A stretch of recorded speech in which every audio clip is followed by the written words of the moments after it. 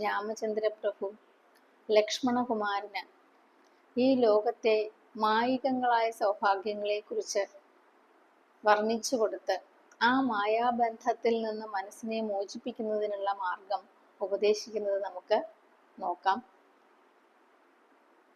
പുത്രമിത്രാർത്ഥ കളത്രാദി സംഗമം എത്രയും അല്പകാലസ്ഥിതമോർക്ക നീ.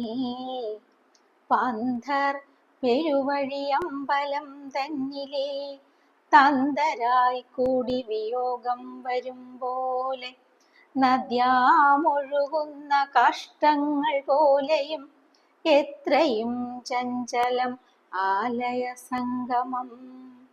ലക്ഷ്മിയും അസ്ഥിരയല്ലോ മനുഷ്യർക്ക്, നിൽക്കുമോ യൗവനവും പുനരധ്രുവം. സ്വപ്നസമാനം കളത്ര സുഖം നൃണാം, അല്പമായുസ്സും നിരൂപിക്ക ലക്ഷ്മണ. ഓരോ ജീവനും ഈ പ്രപഞ്ചം കണ്ടിട്ട് ഇത് സത്യമാണെന്ന് വ്യാമോഹിച്ച് ആലോല ചേതസാ ഭോഗങ്ങൾ തേടുന്നു. ആ ജീവനെ വർദ്ധിപ്പിക്കുവാൻ വേണ്ട സുഖസൗകര്യങ്ങളിൽ മുഴുകി ഭഗവാനെ മറന്ന് ജീവിക്കുന്നു. എന്നാൽ ഗാത്ര, കളത്ര, പുത്ര, മിത്രാദി സമ്പത്തുകളെല്ലാം അല്പകാലത്തേക്ക് മാത്രമുള്ളതാണെന്നാണ് രാമചന്ദ്രപ്രഭു ഇവിടെ ഉപദേശിക്കുന്നത്.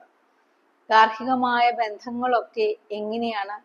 നടന്നു തളർന്നു വരുന്ന യാത്രക്കാര് വഴിയമ്പലത്തിൽ അല്പസമയം കണ്ടുമുട്ടി കുശലം പറഞ്ഞ് സ്നേഹം പങ്കുവച്ച് പിരിഞ്ഞു പോകുന്നത് പോലെയും, നദിയിൽ വെട്ടിയിട്ട തടികൾ ഒഴുകി വരുമ്പോൾ ഒന്ന് കൂട്ടിമുട്ടി പിരിഞ്ഞു പോകുന്നത് പോലെയും ചഞ്ചലമാണ്. മനുഷ്യർക്ക് ഐശ്വര്യവും ഒരിക്കലും സ്ഥിരമായിരിക്കയില്ല. യൗവനം എല്ലാ കാലത്തേക്കും നിലനിൽക്കുന്നുണ്ടോ? അതുമില്ല.